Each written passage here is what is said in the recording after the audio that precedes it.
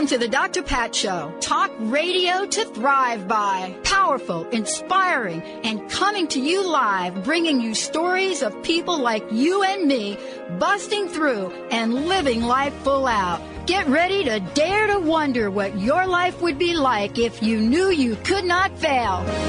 Hey, everybody, welcome. Oh, my God, we have a great 2 hours for you. It is so really cool to have all of you tune us in and turn us on.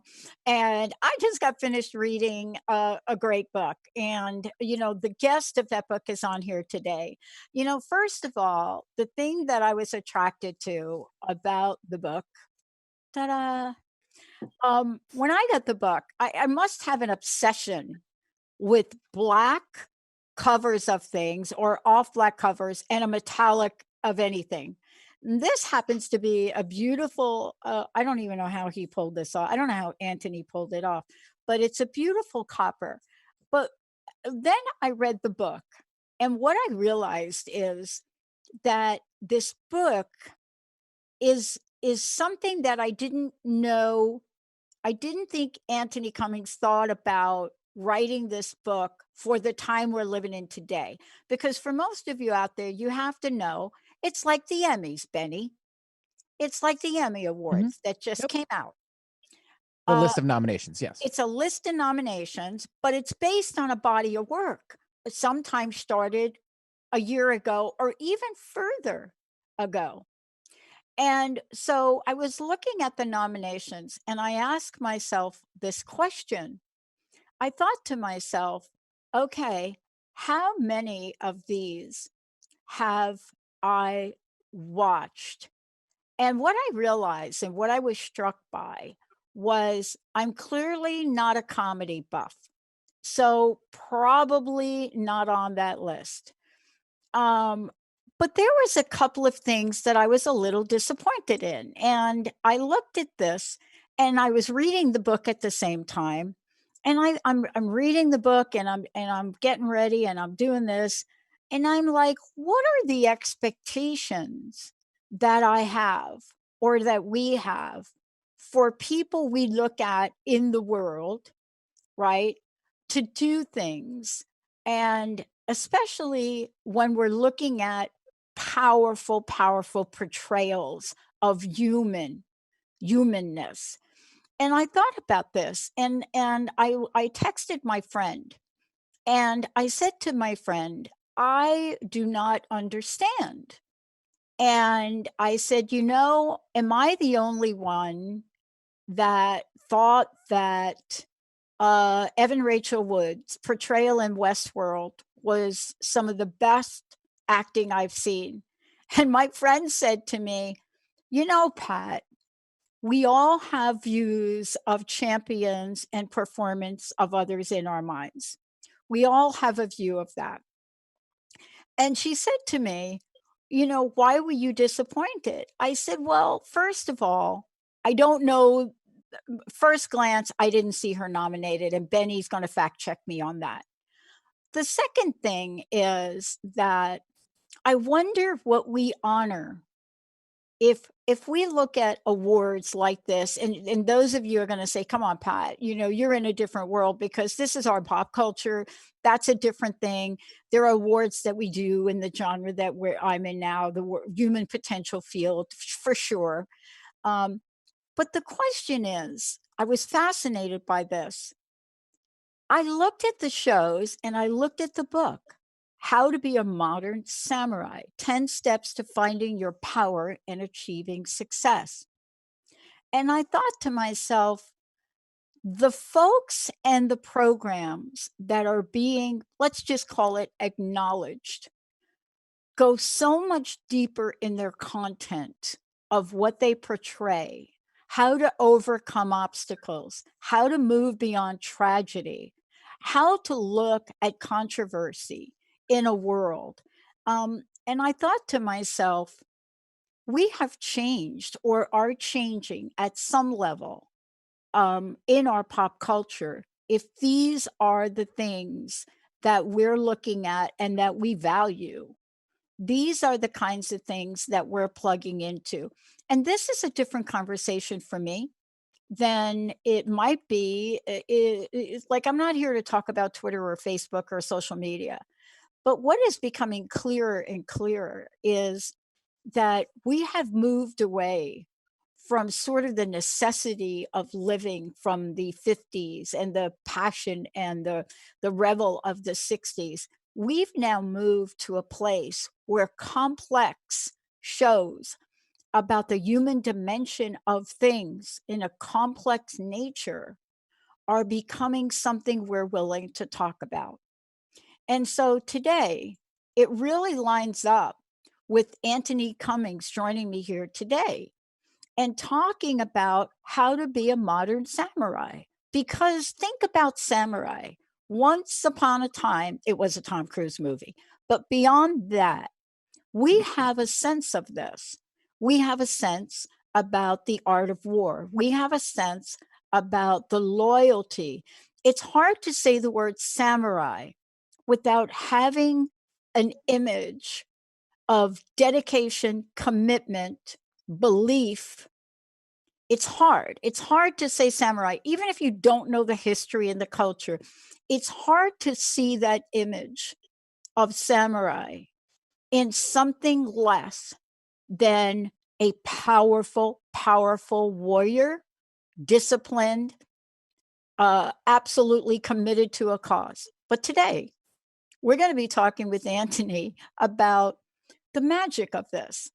You know, what is it about this culture, about this book, that allows us to take a look at the future we live in and answer the questions for us today about how do we not just survive in the world, but how do we kick it up and become ultra successful? Antony, it's great to have you. Welcome to the show. Thank you very much. It's lovely to be here. Good to have you.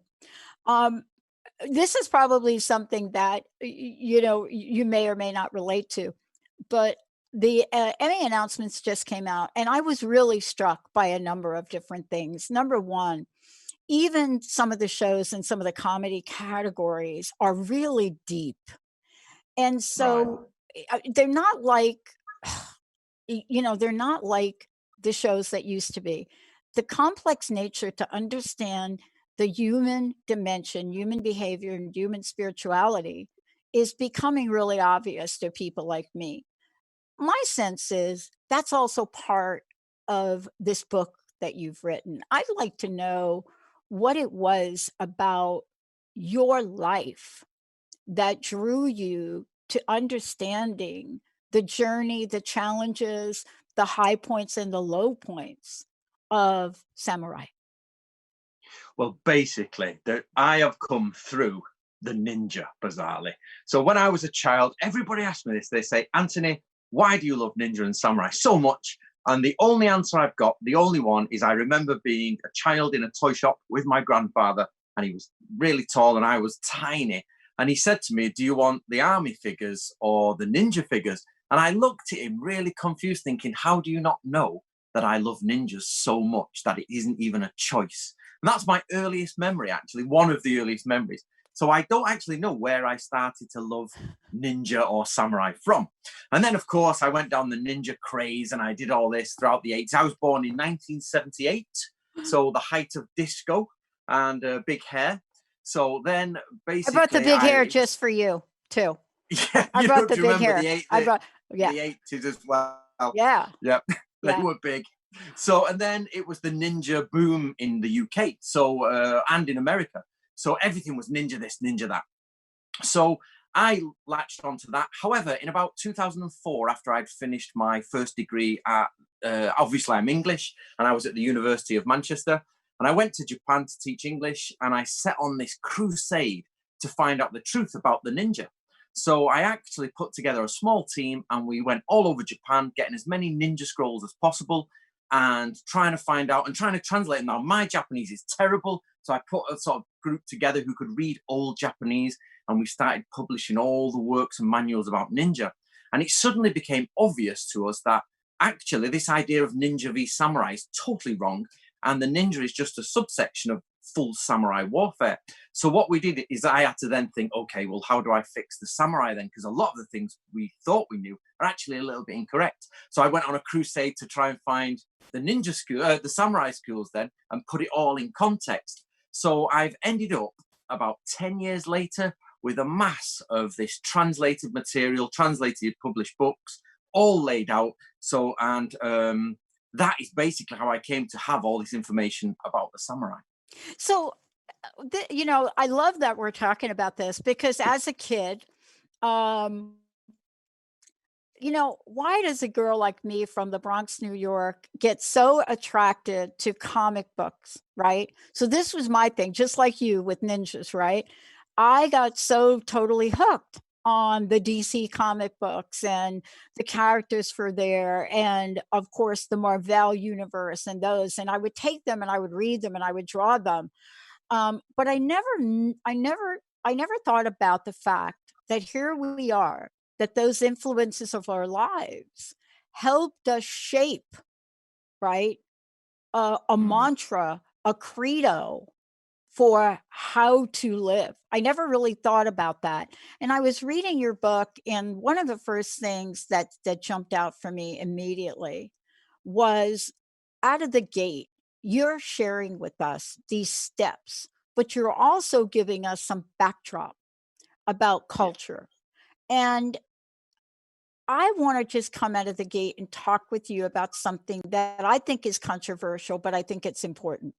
You know, out of the gate, control your mind. And one of the things I love about this is we have gone through now 10 years, I think it's 10 or more, Anthony, of things like emotional intelligence and Mm. that thing, emotional intelligence. One of the features of emotional intelligence at the end is control.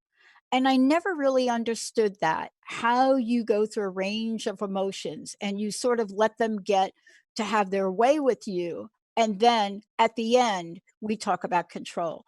But tell me from your perspective in samurai terms, control your mind is one of the things that we hear a lot, but we rarely hear people say this as succinctly as you. Control your mind. Tell me about what rabbit hole we go down if we don't do that. Well, basically, the entire premise, I think, of Samurai Ways hangs on this factor. Normally, when say somebody attacks you, you react naturally and you just react to it. And what you've got to do is actually train the opposite way, where when somebody attacks, you don't react naturally, you have a structured response to it. That's hence the martial arts. You structure your response to it. However, in the mind, what you've got to do is when somebody comes at you, is be able to also have a control of how you respond. Because every argument you ever have, every problem in life is normally based on your natural reaction to somebody saying something. And everybody misunderstands each other, and then they start blowing up, and then all your friends fall out with you, and it all goes downhill. And so what you have to do, so one of the things they say in samurai literature is not say everything you think. The first thing you've got to do is have that gate of the mouth. And when you think it, take away 90%, pick the best 10%, and then only from that best 10%, you pick something like 7% of that overall, and you start letting out things that are strategic and tactical. And you've got to be able to think ahead of yourself to make sure that where you end up is like chess. You're not going to end up losing by what you say. Now, in the modern world, obviously with Facebook, and I said we're going to take that Twitter, people don't even have a gate anymore. So it's actually part of the old ninja world. It's called the gateless gate. Now, this is an old Buddhist koan, and the idea is that it's a difficult one to explain quickly, but basically the idea is that there's a gate and you can move on to enlightenment, but there's actually no barrier at the gate. And if you want, you can just jump through it. But ninjas use this reverse wise, and they say the inside your mind is all somebody's information, what they say. But actually the face is the gateless gate. You can have a stonewall face, a poker face, but when you prod and push it and touch it, you find out what's going on the inside. So you have to break through the gateless gate. So this means that as a samurai, you have to really have control. If you don't have control, you open up what you're thinking, you then probably do the wrong thing, and you'll end up in the wrong place. And of course, in samurai times, that means having your head chopped off. Yeah. And you know what I love about this and the way you describe it in the book, and I asked you this question beforehand. So, my conversation about setting this up by talking about something like Westworld. So Yeah. here's really the association I'm making. Now, what do all of these shows that I mentioned have in common that's really different? Well, yeah, we could debate over the content of the show, but I will tell you this, whether you like the show or not, the actor in the show or the power lead actor in most of these shows were women.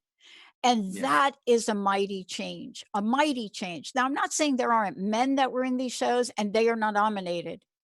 But you'll never forget that last scene in Westworld and ask yourself the question, did that really happen? Or you'll never forget, sort of the role that Kate Blanchett played that you want to hate her so badly. And what I want to ask you is mostly when we say samurai, we're talking about men, but you don't Hmm. make that distinction. No, no. Because these are samurai ways for a modern world. Now, first of all, samurai is a social class. So Yes. what a lot of people don't realize is actually women were of the samurai social class. So back in the day, if a samurai normally married a samurai woman, they were there. However, when we think of samurai, we're thinking of men out there in armor, killing people and doing those things. But of course, they did have women. But the women as well were held the samurai ethics. They said, we are samurai, we're of that class. Yep. Very few of them actually went out to fight. In fact, it was considered bad for women to fight in Asia because of the yin yang. The idea is that a man is yang energy, and the more yang energy you have, the more powerful they are, and females will possibly disrupt that. However, women were powerful in their own way. And I've actually done a lot of research on the yin yang elements of women. But there is no doubt for the modern world whatsoever that women are now coming up absolutely on par with men in all areas. And that is the way the world is changing. And none of the things in the book exclude women at all. In fact, I don't know if you noticed, but all the language is gender neutral as well. Yeah, I did notice that. I Yeah. did notice that. And I wanted to acknowledge you for doing that because as I went through your book, and it's one of those books, and if I just say, Antony, for those of you just joining me here today, I just want to be very clear. We're talking about how to be a modern samurai, 10 steps to finding your power and achieving success. Antony Cummins joining me here today. I'm really grateful to have you here because this is a book we need to have a conversation about. And one of the things that people might not get from what I'm saying is within each of the steps, you give us a roadmap, a blueprint. You talk about, discover the breaking point of your resolve. I mean, who talks about that? Right. Mm. And you go through this in so many ways that I wondered how in the world you either had a great editor or you're just amazing. How did you get all of these nuggets in the book? But the big takeaway for me, and it's so important in the world we live in today, was my friend said to me one day, watch that movie Samurai. This is a bunch of years ago.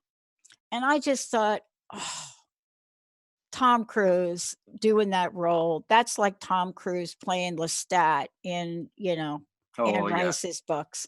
And I thought, oh, but I watched it and there was something in there that I couldn't really explain, but I'm reading your book, and this to me is the key. You talk about this, my language, not yours, the spiritual magic nature. Okay. And there's something that gets left out of the transformation and human potential world these days because we choose to exclude it. But that was my takeaway from that movie. Yeah, I mean, all of the other stuff. But there was something magical, spiritual, and transformative in watching that movie, violent as it may be, that left me from there not thinking about the warrior aspect, but something that was indescribable. I want to ask you about that because there is something that's hard to put words around when it's invisible and we cannot see it. Yeah, I think on the whole, Japan is based on the 4 aspects here. You've got Taoism or Taoism, whichever way you want to Yeah. say it. You've got Shinto, you've got Buddhism, and you've got Confucianism. And Yep. what people don't realize is, and we have lost in the West the Christianity aspect, but of course we've lost our ancient religions like Yep. Odin and all the Irish religions. They've all gone. And I remember as a child, actually, my grandmother used to say if the wind was out howling outside, she's like, oh, the banshee is out there, it's howling for someone. And, you know, and that I've actually said the end of sort of our traditional culture was in about the year 2000. But the thing about, because actually the reason I say that, it's a bit of a segue, but the reason I say that is because the last generation were born in 1920 who really had to deal with horses and carts. They had to deal with the agricultural landscape and all of that. And after the year 2000, they didn't. And you're just totally detached now from that. So the thing with Japan is they kept that for a long time, much longer than we did. And that is that invisible barrier around you where you genuinely believe in the universe. Like, for example, the Taoism, the universe has function in your life. You actually have to engage with it. So a lot of people misunderstand Taoism. So basically, Taoism is about, it's about your place in the universe. It's about basically being the center of the universe, but everybody's their own center of the universe, and it all works. It's not that one person is in the middle. You're all in the middle of your own universe. Then lower than that is Buddhism, where the idea is like, how do I get out of this samsara, this cycle of death and rebirth? And then Confucianism is like, well, how do I deal with people around me? Yeah. And Shinto, of course, is how do I deal with my ancestors and the gods and all of those people who came before me? And all of that is inbuilt into samurai before they even grow up and past 5 years old.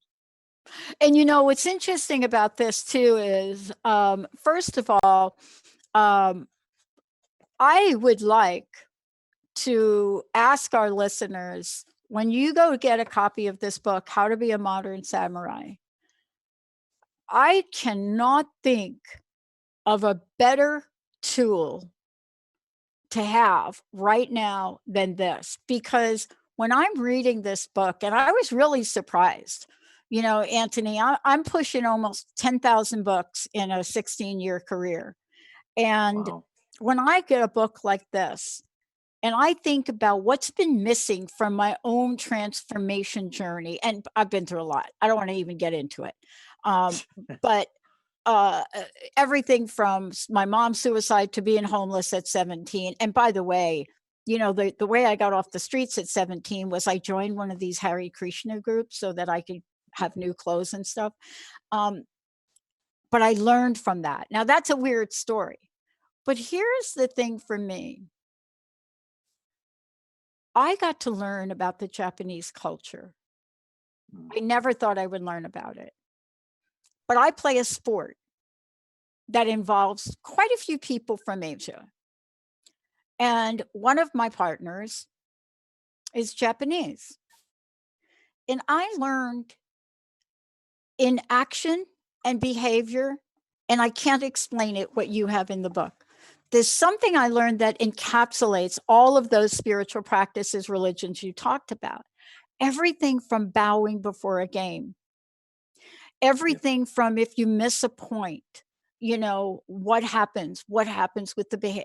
I mean, I learned something that I can't describe, and I rarely talk about this on air, but I read your book and I thought, man, this is a book for COVID-19. I mean, you didn't plan this, did you?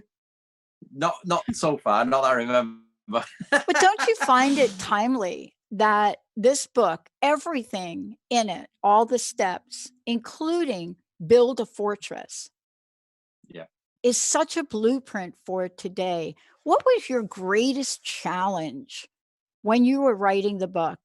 How did writing this book change you? What did you have to sort of push through to get this to come out the way it did? Yeah. Yeah. The problem is the samurai follow what everybody knows as Bushido, don't they? But the problem is we've got this idea in the West that the samurai were perfect. They had this, but the problem is they were still humans. They had the same issues, and actually their society was extremely violent. So, for me, as I did my master's in archaeology basically, and I do history and that sort of stuff. So I've got to try and keep it, and of course my main goal is historical accuracy. This was the reason this book came about is my publisher was like, Antony, I want you to write a self-help book. Do it. And I'm like, she said, you should do it. And I was sort of pushing against that for a while because I was doing pure history and how to deal with history. But then I did it. And this is my first attempt, actually. This is my first go. And the issue is samurai were still brutal humans. They were still sometimes horrible people, but they had ideal ways. And very few of them could live up to those ways. So you have to be careful about treading the line between historical accuracy, meaning actually going out and taking someone's head and being happy about this, versus taking the bits that are still true to history, right, but genuinely will work today for you and what the samurai aim to do themselves. Now, it was very difficult because if you go slightly off, like one way, it could be a militant book. Yes, could it be could. a book about totally. It could go too far in the religious sense where it becomes too spiritual, but without any substance. So I had to try and find everything that just gelled together, that it still represented the samurai and was useful to do what it says without being off track. Yeah. We're going to take a short break, Antony. But before we do, how can people get copies of the book? And how do they find out more about you? And when we come back, we're going to talk about the power in building a fortress. It is one of the most unlikely magical things I found. But yet, after I read this chapter that Antony wrote, I realized how much I do this in my life. But what does that mean in today's world? How do we find out about you, Antony? Right, you can follow me on YouTube, basically. If you just look up Antony Cummins on YouTube, and I'm there. I've put up videos for the last 10 years. And of course, the book, How to Be a Modern Samurai, it's 10 Steps to Finding Your Power and Achieving Success, is actually out on the 11th of August. It's my birthday on the 9th of August. So if you all get a copy, then I'll have a happy birthday, won't I, basically? But it's normally published. It's out in all bookshops, out on Amazon, no problem at all. All right. And that is good information. When we come back, I'm going to just briefly, I want to go through the 10 steps with all of you listening, because there are some here you're going to be thinking to yourself, what has that got to do with anything? Well, when you go through what Antony does, and I'll read these to you, there are a few of them that pop out. And they pop out as being so relevant to the world we're living in now and the situation we're living in now, that this is for me. Every day I look for something that is going to help me not just survive, but thrive. Let's take a short break. We'll be right back with Antony.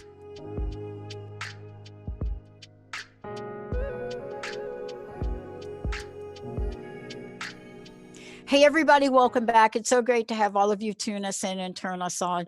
Antony Cummins is joining me here today, and I want to make sure you all, I think, Zach, you're putting up a bunch of things on the book too, right? On a video here. So can you guys see that book right there? Zach, am I doing a good job? So this is one of these books, and now that I'm talking with Antony, I realize the beauty of this in today's world. And I want to just tell everybody, these are the 10 steps. But the reason I didn't read them at first, Antony, was the book is so much more. And, every step has a whole series of dialogue, exercise, and important things. But control your mind is the first. The second is lead a samurai lifestyle, engage strategically with the world, build a fortress, which we're going to talk about now. Follow a way, which we're going to talk about next. Build an army, understand the way of war, adopt the way of the ninja, study samurai magic. You must be asking, why in the world did she go to build a fortress? It must be something I need to learn. Hate admitting it. But I was surprised. And then I thought about my partner, my table tennis partner. Tell me from your perspective on what building a fortress means in today's modern world, because it means a lot of things if you just leave it like that. But you have a special meaning for it. I think without it in here, I think the other steps are going to really be doomed. Can you talk about it? This is now my projection. Anyway, tell us about what building a fortress means in contemporary times. Right.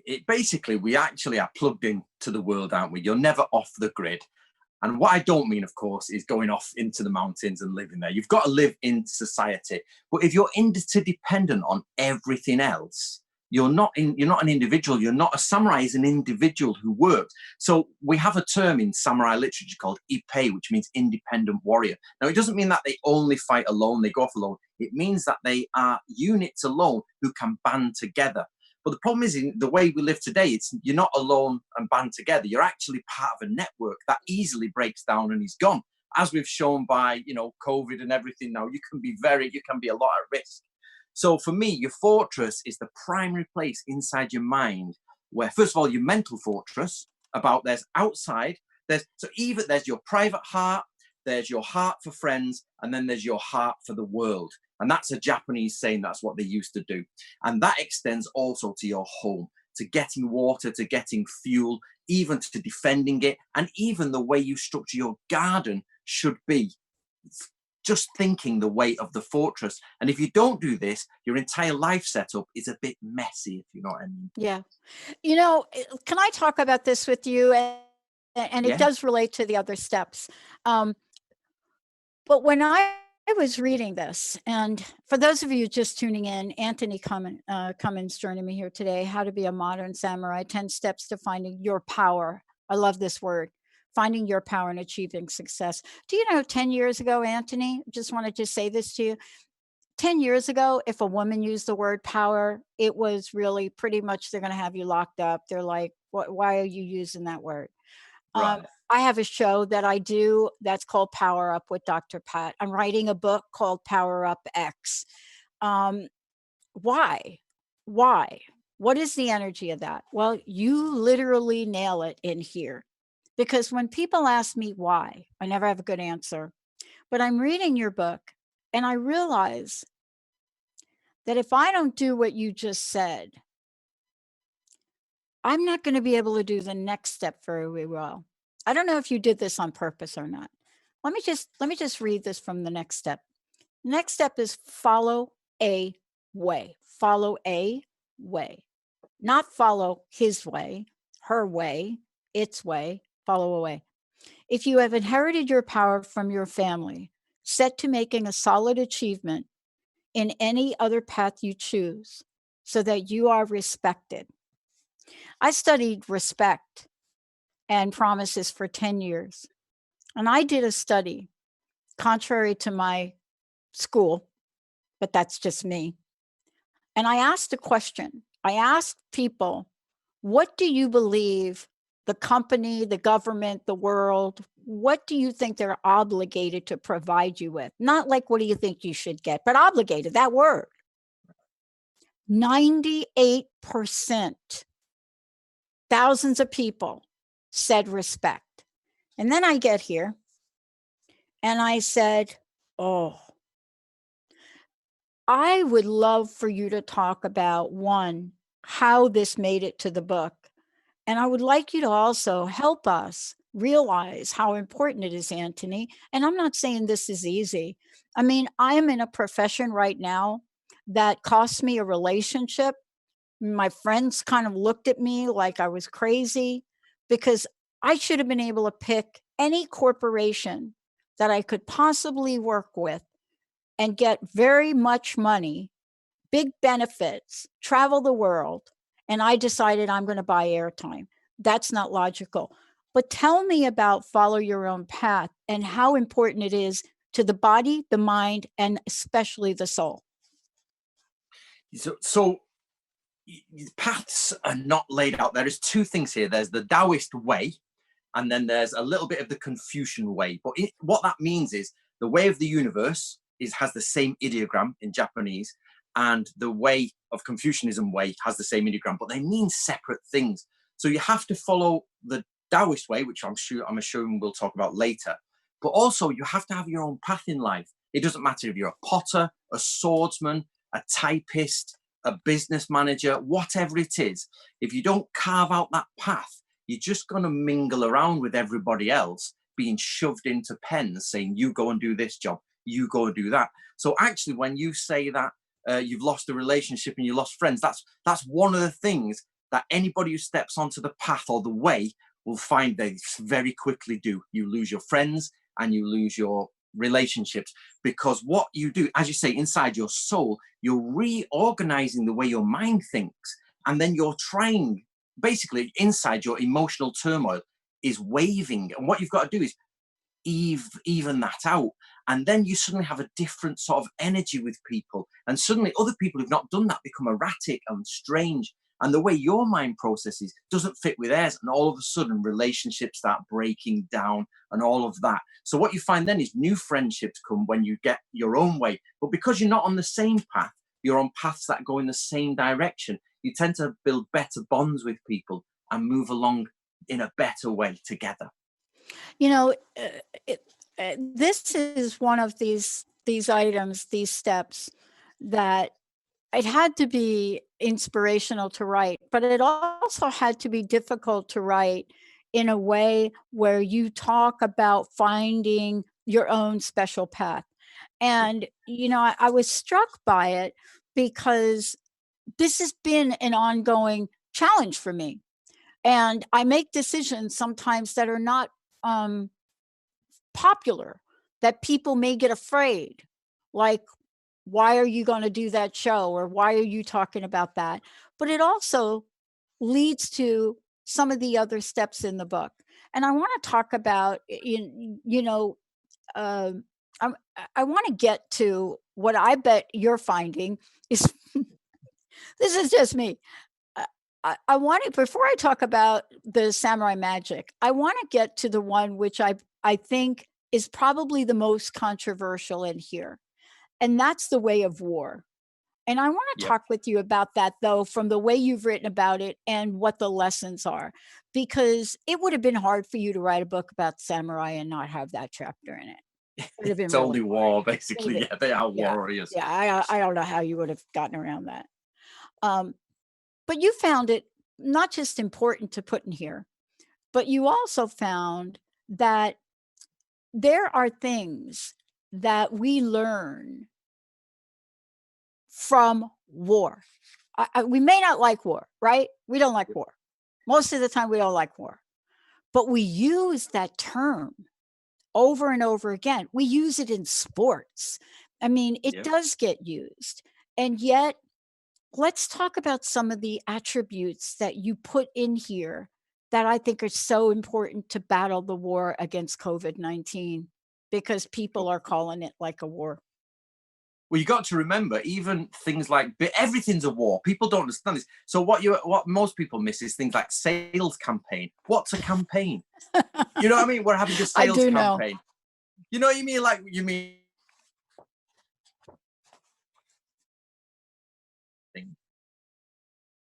So Yeah. sorry, I thought we went. So yeah, the idea of war is absolutely there. You're always struggling. Anybody who does business, anybody who does anything, you're at war with people. And your responsibility is, are you going to destroy others, or are you going to build others up but be on the top? This is the thing about samurai. So a few things that have come up so far is the idea of like the power of women and everything, and women being in power and all that. Is the simple fact is that most of us have no power, irrelevant of being a man or a woman, black or white. Most of us are inside the machine and we're just going. And the idea of the samurai is to break through that. And you have to plan a strategic campaign. You have to plan your war. It's not about, nowadays, it's not about killing anyone. It's about getting to the top. And that doesn't mean, and I want to make sure people understand it, it's not about money. It's not about getting more riches. It's about pushing your spirit to the closest it can do to enlightenment. And you must also get your family life, if you like, to comfort. It's when you can have an area of land that's yours, you can have a life that's easy, and that the universe is working for you and you with it, because you've structured your strategy to get there. And, you know, this is one of these things that, you know, for me, I coach women. I coach a few men, but I primarily coach women, women executives, right? Yeah. And I don't shy away from the word power because it is part of the infrastructure of the world we live. But I think there's both a masculine and a feminine side to just about everything. Yeah. But one of the things that I find is that this is hard to hear until you talk about it. So let me give you a silly example, if you don't mind. Yep. Wonder Woman. Hmm. Wonder Woman, the entire Amazon people over there, they don't say war, although they did in the first Wonder Woman, you know, in talking about Ares. But this is an entire franchise that is about women, that talks about getting to an end game for the higher good. But here's the thing. You point some chapter that we should talk about for a minute. I only know we have a little time left. When you talk about remember the steady progress better than the rapid growth, I hear Linda's mom sitting across the table from me, Irish, sitting across the table, looking down, big blue eyes, and looking at me and saying, slow and steady. Can we talk about some of the features you have in here? Because the last thing I want to talk about is how all this wraps up into the thing that you cannot explain so much, and that's the magic. But there are some things in here, let's talk about it, right? You talk about the 4 attitudes, and these 4 attitudes I have seen upfront and personal. What is it about this chapter and understanding this that can help us in our everyday life now? You know, we're not just changing, we have a whole paradigm way of life that has shifted, right? I think the way we're going now is actually a little bit worse, to be honest. I think that's what it's needed. We've lost that structure. We've lost the personal structure. So which bits exactly were you talking about? Sorry. Yeah, go for it. No. So we've lost this structure. And because we look to the past, especially samurai past, as barbaric, we forget that actually by getting rid of the war, getting rid of the barbarism, we've actually lost that edge of where you have to sharpen your own soul, if you like. You have to sharpen it. And even people, my friends call me hard. They call me, just to no emotions, emotionless and all that. And it's not that I'm emotionless. It's because you have to, each individual aspect of yourself, you have to sharpen into an edge or harden. And I liken this to a lot of people put on a strong exterior, like an egg. They have an egg. And the idea is what you should have is an egg and then a stone, a pebble that are almost the same shape. Most people will produce this, strong, women or men, they produce this power. I've got power. And you just do the odd tap and it cracks away and they disintegrate. Whereas what you have to do is build that pebble from the inside. So you actually look like an egg and people think, oh, crack it. And then they hit it and they think, ooh, that was hard. And then it's not that pebble's not being thrown at anybody. It's not aggressive. No. It's just solid. And that's what you have to do when we talk about redefining your internals, is build them. So it can come across where you lose friends and all that. And my friends are like, Antony, you've got no emotion. You're terrible. But actually, it's just about and the main thing here is you have to be honest with yourself. Absolutely honest. I know exactly, how can I say this? The way I could sum this book up entirely is about it's a chain. And we always know the weakest link thing. You just harden those links. But you've got to be flexible. So the idea is you're hard, you're unbreakable, but you're still flexible. Now, this is the 4 aspects of the old ways, which is flexibility, rigidness, strength, and softness. So you need to be strong when you need to be, like not physically, but strong in your mindset. Yeah. So these 4 aspects actually about all physical, strength, deception, everything. So you need strength. You also need to be weak when you need to be weak. When should you calm it down? You need to know when to be flexible and you need to know when to be rigid and you're not moving. And if you master those 4 aspects, you've got life sorted. I've not, by the way. That's the number 1 key, is everybody goes around pretending they're a samurai and all this. The number 1 thing you realize is how fragile you are inside and how much work you've got to do. Yeah, I think that's really the part for me. And that really leads to the next conversation about magic, because let me put it in my words, and I'd love for you to talk about, putting it in your words. But before we do, Antony, again, tell us about when the book's coming out and how do we find out about you? Tell us about your YouTube channel. So basically, I'm on YouTube. That's the best way to find me, to be honest. It's Antony Cummins, and you'll find me lots of Japanese things there. And also, the book comes out on the 11th of August. And again, Nice. It's everywhere. It's all in the shops. It's waiting to go out. But basically, Amazon's your cheapest way to get it. Get it cheaper for you. Get it on the easiest way. Okay, thank you for that. And, let's talk about, this transition for this because, there is something that, is causing us to understand a new level of resilience. But there's the paradigm of resilience that really that word made its way into corporate America and probably corporations all over the world about 20, 30 years ago, maybe. But that word never took into consideration the masculine and the feminine side of things. It never took into consideration us looking at where we're most vulnerable. It never really did that. And, this really is, for me, this next piece, the magic. This is the piece when I am in a foxhole and I have lost all logical aspects of possibility. I have to have something else to go to. Mm. Could you talk about the magic of samurai? Because this does not get discussed, but I'll tell you what, it is really essential. And I love that you actually use the word magic. Well, because we scare away from it sometimes, it's absolutely magic, without a doubt. Now, what we have to be careful of here is, or from a Christian point of view, we consider magic as black magic, as evil or something like that. But without doubt, some of these are magical spells from their religion, the same as we would look to Saint Christopher, or the same as we would do the cross or say the prayers. They have the same thing. They have black magic and white magic, actually. Yeah. Really. In fact, if you go down the way of the ninja, it's sinister, horrible, horrific animal cruelty magic. There's all sorts. But what a lot of people don't realize in the world of the samurai is they absolutely did fully engage with magic. They fully engage with ritual, ceremonial magic, the lot. And samurai, from their armor all the way to their ceremonies, had magic. So, for example, in the old days at war, they had a horse, and that horse had to be a certain color, which matched with one of your 5 elements, the 5 Chinese Taoist elements.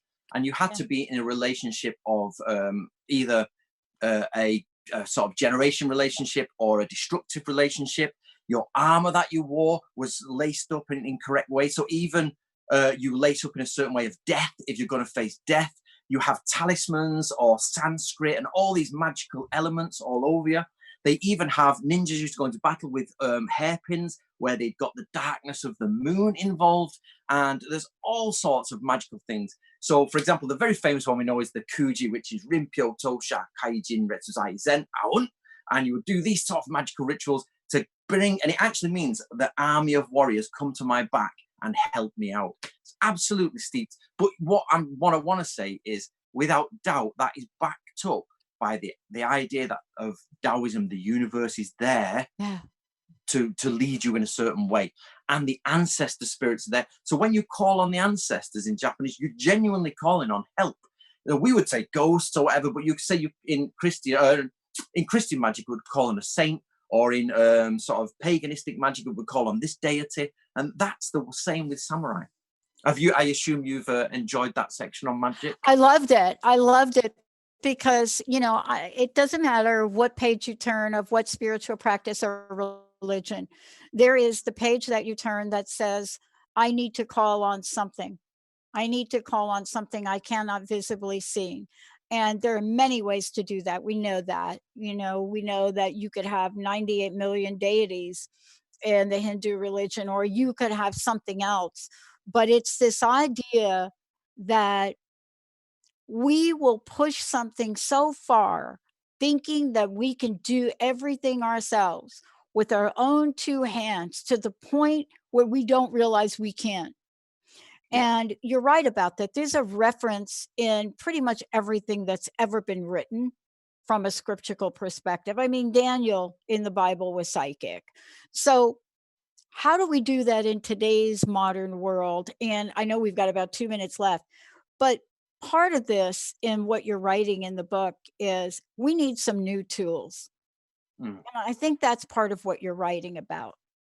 My favorite thing of all times is actually a scene from Narnia. Remember Narnia, where Aslan gets killed by the queen, and everybody's like, oh, what's going on? And Aslan says she didn't know the deeper magic. So the point is, she knew the spells and all that, but she didn't get the underlying principles, and that's Taoism. Once you understand the underlying principles, the 98 million gods all fit into place and you get it. Yeah. Thank you so much, Antony, for today. Again, let people know how to get a copy of the book. And my last question is, I'd love to know your personal message, what you'd like to leave us with today. It's always your fault. No matter what in the world, it's your fault. So if your life is going wrong, fix it, and the universe will fix it for you. Yeah. Yeah. Boy, I love it. Antony, what's your YouTube channel? It's just called Antony Cummins. All right. Antony, thank you so much. Thank you for joining us here today. Thank you for really writing the detail and the just exciting interest in not just the 10 steps, but the meaning of them and the ways to implement them in a modern world. Thank you so much for all of the above. Thank you very much. Let's take a short break, everybody. We're not done. We'll be right back with the Dr. Pat Show.